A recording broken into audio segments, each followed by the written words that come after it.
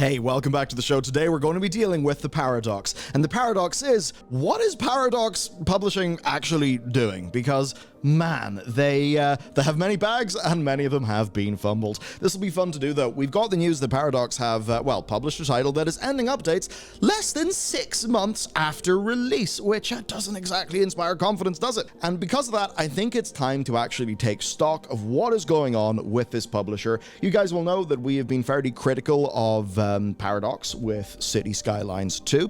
We still have that game being in the headlines, but also there are trends beneath the surface that kind of show that Paradox are failing in their role as stewards of their games and developers, and obviously that means a bad experience for you, the audience, you, the customer, and that is not the sort of thing that we are down for. What we are down for, though, is paying Bill with today's sponsor. There ain't a sponsor, but you can still help us. Hitting the subscribe button essentially gives the algorithm a happy signal. It would really help me out if you subscribe to the channel. Most of our viewers actually aren't subscribed. It's just part of how YouTube works these days. But that gives the algorithm a happy signal, and that means it'll spread our content to more people, and that really helps. Same with the like button. Those things actually do make a dent. They're a great zero-cost way to support the show. It'll take 3 seconds, maybe 5. My end of the bargain, of course, is I will bring my A game to this show, and I'll also bring my A game to supporting the team behind this show as best I can so that we can bring you the best news, the best research. That's our ambition. Thank you for your support, and let's go. Turns out space is the final frontier, and they will be boldly going absolutely no further because, well, they've ended updates to Star Trek Infinite. I look at that and I think of those annoying Star Trek games that, the mobile game publisher, advertiser people just, send into my inbox every week. But no, this is Star Trek Infinite, a fork of Stellaris. Now, you can imagine the promise there. Basically Stellaris, but it's the Federation, and I mean, come on, Klingons in Stellaris. And this is something we always knew that was awesome because, of course, of player mods. But basically, there are loads of Star Trek overhaul mods. Paradox kind of decided, all right, we're just going to go and do our own. This game came out, and its launch was not great because the initial content was disappointing. It was disappointing compared to the mods. Obviously, the mods had been in development for much longer, and to me what that says is Paradox wanted to capitalize on this. They wanted to obviously get the official license, do all of that, and they just wanted some quick bucks. But those mods have been in development for a long ass time, and if you're going to be going for that audience, you better not miss. Oh, man, yeah, kind of crazy. Now, the people who did say, okay, you know what, this is a Paradox game, maybe it's going to be like a new Civ game, where you throw in a few DLCs and then it's happy days and it's a brilliant game. So people did actually show up to support this. And those people are now probably furious because they have been abandoned. And that is why we see overwhelmingly negative reviews. 12% of the 115 user reviews in the past 30 days have been positive. So let's go into that then. The Argentinian developer Nimble Giant were purchased by the Embracer Group. Yes, they're here again in 2020. And shortly after that, they started working on Star Trek Infinite with Paradox. And between the start of 2023 and January 30th, 2024, they went through 3 rounds of layoffs, which is going to be rough. The latest was 30 people. So that's hard. And then on March 27th, they confirmed that Star Trek Infinite would be receiving no further updates.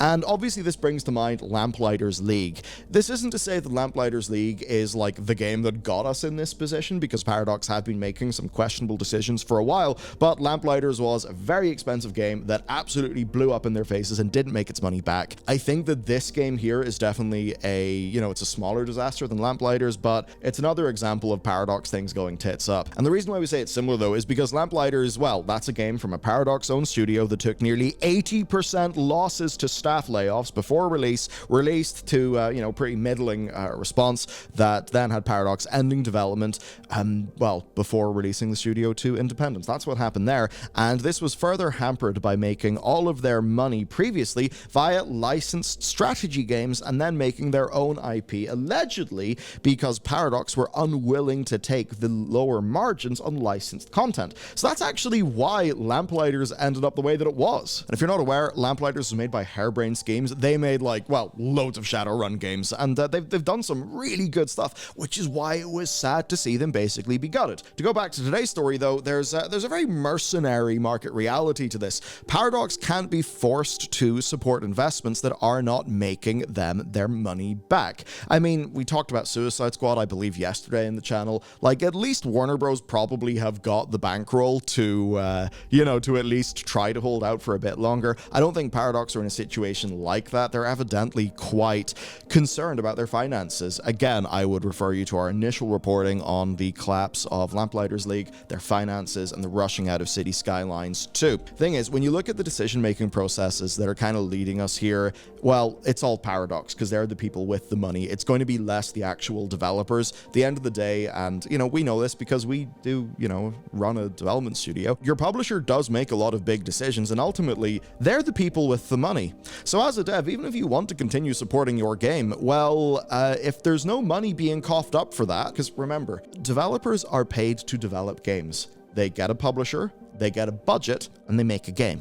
Whenever you get your royalties back for a game, that's like gravy, or that's like dessert, because your actual core business model as a developer is to get deals with publishers to keep on developing, right? That's actually what it's like for the vast majority of devs. Whenever we hear of a game being, massively successful and a developer then having a lot of freedom, that is pure survivorship bias. It's where we all want to be, but it is pure survivorship bias. And I just say that to really reinforce that even if a developer has got the best intentions, at the end of the day, they literally have got to pay their staff's wages. So if a publisher is not going to give them the money to polish up a game, make a new DLC, whatever that is, then it's not going to happen. And it's not going to happen because publisher didn't give them the money, even if the developer really wants to do it, because at the end of the day, people have mortgages, people have kids. I mean, obviously, I don't need to explain that sort of thing. So as for the cuts here with Nimble Giant, obviously that is 100% on Embracer, but when you actually look at the decision-making process that's led to all of this,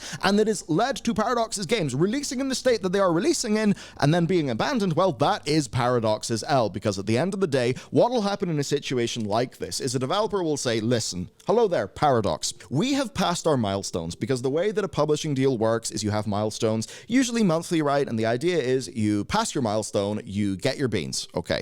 So what can happen is you're going through a production pipeline, production process, you're ticking all your boxes, passing your milestones, but sometimes at the end of that, the game just ain't great. So a developer will often say, listen, publisher, we need an extension and we need a funded extension. Otherwise, this game is not going to be great, and that's going to be bad for all of us. A smart publisher, of course, will try to make sure that the game is great, and maybe they will give a funded extension. But if that doesn't happen, well, then the game's got to come out when it comes out. And the developer is a developer. Their job is to deliver a build that can be uploaded to a store. And if that is what Paradox demands, that's basically what the developers have contractually got to do. So if you wonder why we generally go far harder on publishers than devs, it's because ultimately I view this through the dynamics of power.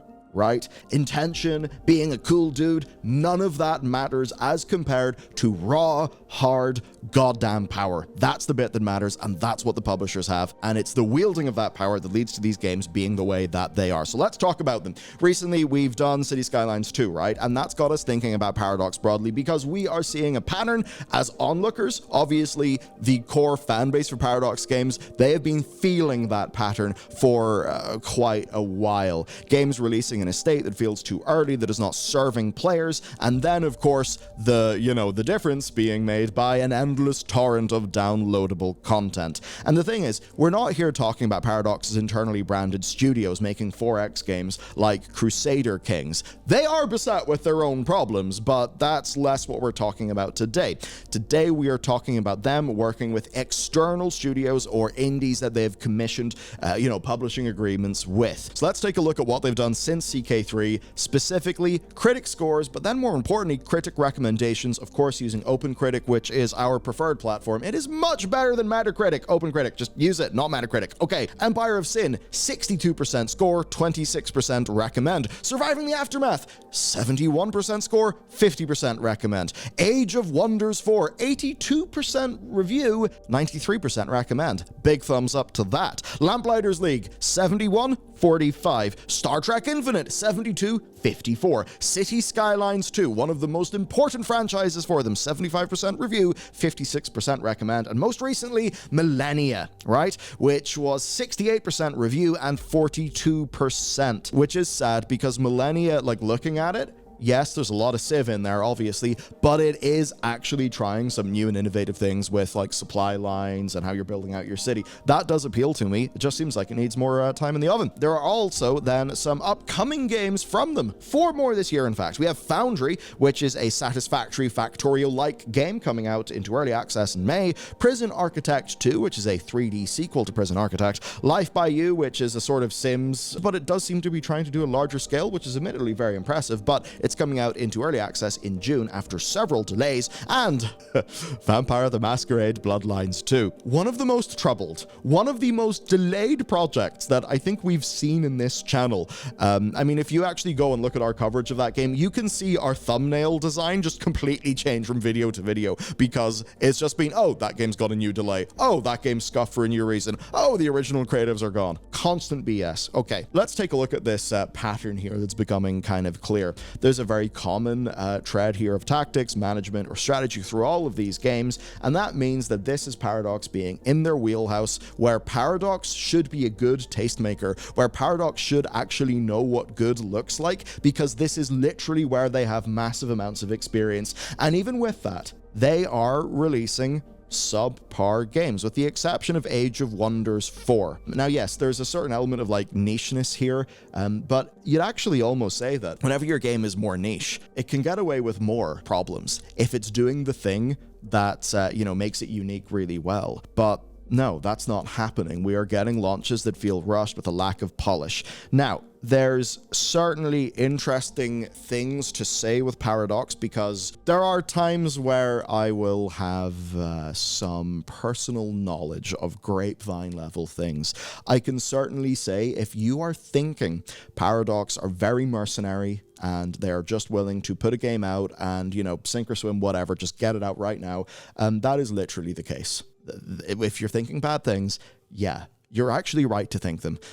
Again, I've heard firsthand stories. There's a thing in game dev called the friend EA, which is basically, you'll talk around your mates about what the crack is with different, just different aspects of work, but you don't talk about that publicly, because if you do, then stuff could be traced back. So that's kind of the crack there. Pretty rough. Now, they have an upcoming list of games then that is pivoting to early access. And that basically is Paradox kind of saying, okay, we could delay these games. We could finish them a bit more. Now, how about we just say they're early access and then we'll get away with it? That feels bad to me. And that just represents them almost knowing that a lot of their games are going to be releasing in a not particularly fantastic state. And they're just kind of saying, screw it, we'll fix it in post. That is not cool. And to be honest, that seems completely baffling as a business move to me. And I think it's especially baffling because of the types of games that they are making. They are making games that already have a built-in audience. Like, look, if you are releasing, let's just say Millennia, which is going for Civ, it's that thing. If you're coming for the king, you better not miss. I mean, the endless debate where I think generally people would say that Civ 4 is the best game, but 5 and 6 have got their strengths. That is a community that could probably do a 20-hour podcast on which Civ is the best. Are you really going to go to them with something that is not quite perfect, or not as perfect as you can possibly make it before it launches?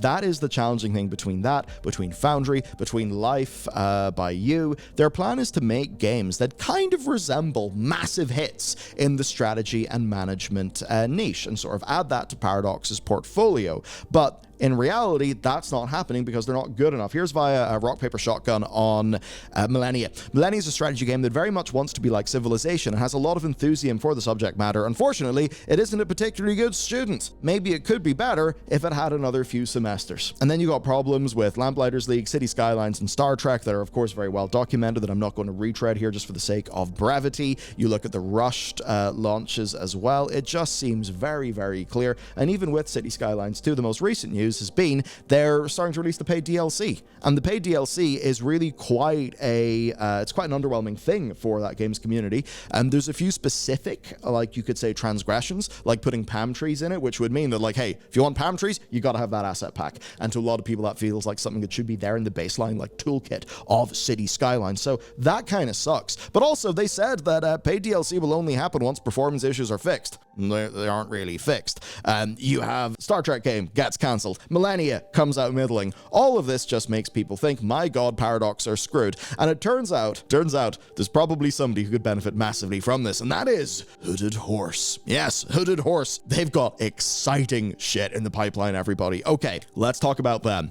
Right, Lena Haffer is a writer-developer who in December posted this, quote, Hooded Horse is kind of eating Paradox's lunch, and Paradox should be asking them why. Now, you probably don't know about Hooded Horse, but you should, especially if you like PC-focused strategic games, the sort of thing that Paradox became known for. Hooded Horse are an indie publisher that are focusing heavily on finding niche games and getting them directly to the audience that wants to play those games. To take a look at some of those, Old World was one of several Civ-like games that basically kind of worked in a way that Millennia hasn't. It got a 78% critic score with an 82% recommendation. You have Terra Invicta, which is a grand strategy game from the makers of Long War. Long War is awesome. It's one of the mods for XCOM. So that's an early access. It's got 80% positivity in Steam. There is Against the Storm. That one you probably heard of. It really blew up. 92% critic rating, 92% recommendation, reached 1 million sales since their 2022 early access launch. The full release was 2023 with rave reviews. And then Manor Lords, the second most wish-listed game on Steam. And it grew from one guy just wanting to make an authentic medieval village building game, but with some real-time combat. And all of these are being done by Hooded Horse. And as Hafer argues, they're basically doing Paradox better than Paradox. To read. And across the hall, some guy in a horse mask has Terra Invicta, Against the Storm, Xenonauts 2, Old World, Workers and Resources, and Manor Lords. It kind of looks like you're getting 360 dunked on in your own home court. And on top of this, while the non-disclosure grey area of chatting over drinks makes me hesitate to give specific examples, I've been told at least one game in this list was pitched to Paradox and they passed on it. So that's definitely going to be painful. Just look, a lot of people have heard bad things about Paradox as a partner to work with. Now, to look at this, right, you could say that in 2024, it's a little bit churlish to be talking all the time about these big companies that are being destroyed. And I just say that because it's worth mentioning, layoffs, financial markets, all of these things that are kind of making entrenched game development rather hell-like. But that being said, we cannot ignore the obvious, which is a lot of very, very, very big brands and big companies being unseated by far smaller companies that seem to be more nimble and just are able to hit audiences better. You are getting AAA-like sales numbers.